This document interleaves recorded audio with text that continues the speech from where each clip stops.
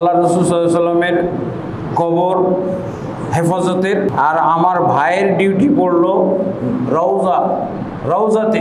রওজা হলো মসজিদে নববীর বিশেষ একটা জায়গা। আমাদের বাংলাদেশে ভারতবর্ষের বলা যায় যে এই রওজা কেন্দ্রিক যে রওজার বিষয়ে ভুল হয়তো লাখে 99,000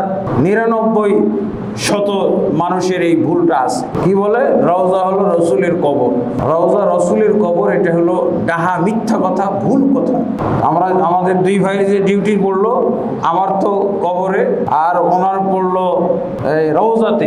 আমাকে এসে জিজ্ঞেস করে, ও এসেছে ঠিকই আল্লাহ রসুল সাল্লাল্লাহু আলাইহি ওয়াসাল্লাম কবর জিয়ারত করতে, কিন্তু আমাকে বলছে যে রওজা কোথায়? আমি বলি যে রওজা তো তুমি পিছনে চলে আসছো, এই যে পিছনে গিয়ে ডান পাশের গেট দিয়ে ঢুকে যাও, ওইটাই হলো রওজা।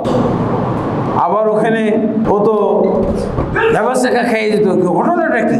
এদিকে রওজা মনে করে আসতেছি আর উনি পিছনে পাঠাইতেছে রওজা। আরবরা মোটামুটি সবাই বুঝে রওজা বলতে মসজিদ, আর সংক্ষেপে যদি বলেন রওজা বলতে হবে মসজিদে নববীর বিশেষ জায়গা। সহিহ বুখারীতে আছে, মা বাইনা বাইতি ও মিম্বারি রাউযাতুম মিন রিয়াদিল জান্নাহ, আমার বাড়ি এবং আমার মসজিদের মেম্বরের মাঝের জায়গাটুকু হলো রওজা। তো পুরো নাম হলো রাউযাতুম মিন রিয়াদিল জান্নাহ, অর্থ জান্নাতের বাগান সমূহের একটি বাগান। জান্নাতের বাগান সমূহের একটি বাগান, এটা আল্লাহ রাসূল জীবদ্দশাতে ঘোষণা করেছিলেন। এবং আল্লাহ রাসূল সাল্লাল্লাহু আলাইহি ওয়াসাল্লাম এই জায়গাতে সালাত পড়াকে খুব গুরুত্ব দিতেন, এই জায়গায় নামাজ পড়া খুব গুরুত্ব দিতেন। কানা ইয়াতাহাররা, আল্লাহ রাসূল সাল্লাল্লাহু আলাইহি ওয়াসাল্লাম অনুসন্ধান করতেন এই জায়গায় সালাত পড়ার। এমনকি ওখানে একটা খুঁটি আছে, সেই খুঁটির পাশে আল্লাহ রাসূল সাল্লাল্লাহু আলাইহি ওয়াসাল্লাম মেম্বরের পাশে একটা খুঁটি আছে, সেই খুঁটির ওখানে সালাত পড়ার জন্য খুব তিনি আগ্রহী থাকতেন। মসজিদে সালাত পড়লে ওই জায়গায় পড়তেন, তাই আজকে এত গুরুত্ব দেওয়া হয়।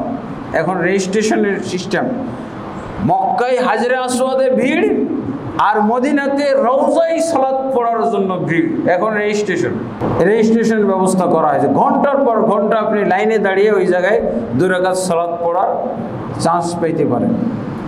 অথচ আমরা বলতেছি রওজা রাসূলুল্লাহ সাল্লাল্লাহু আলাইহি ওয়াসাল্লামের কবরকে। এটা হলো এই ভুলটা আমাদের বাংলাদেশে শতকরা 99 জন বললেও ভুল হবে, 1999 জন বললেও ভুল হবে, লাখে 1 জন হয়তো শুদ্ধ জানে, বাকি সব ভুল।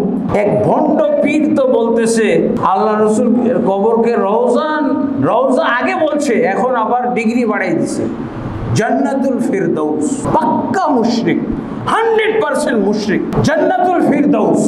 তাহলে কি এখন অনেক ফাসেক ফাজের হজকারী ও এসে বলতে পারে আমি জান্নাতুল ফিরদাউস বেরিয়ে এসেছি, জান্নাতুল ফিরদাউস চলেই গেছে সে।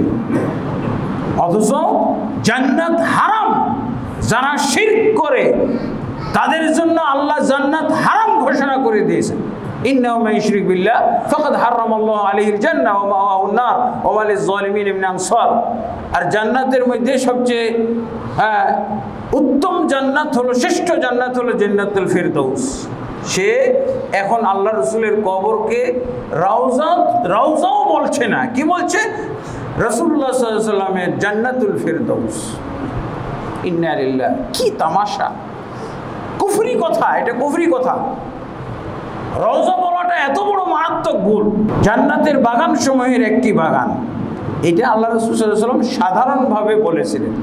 সাধারণভাবে একটা হাদিস এসেছে, এটা নামকরণের জন্য বলা হয় নাই। আল্লাহ রাসূল সাল্লাল্লাহু আলাইহি ওয়াসাল্লাম বলছেন আল কবরু আউয়ালু মানাজিলিল আখিরাহ, কবর হচ্ছে আখিরাতের মঞ্জিল সমূহের প্রথম মঞ্জিল, আখিরাতের ধাপ সমূহের প্রথম ধাপ হলো কবর। তারপরে আল্লাহ রাসূল সাল্লাল্লাহু আলাইহি ওয়াসাল্লাম ইম্মা রাউযাতুম মিন রিয়াদিল জান্নাহ, এই কবর তোমাদের জন্য জান্নাতের বাগান সমূহের একটি বাগানে পরিণত হইতে পারে, অথবা হুফরাতুম মিন হুফারিন নিরান, অথবা জাহান্নামের গহ্বর সমূহের একটি গহ্বরে পরিণত হইতে পারে।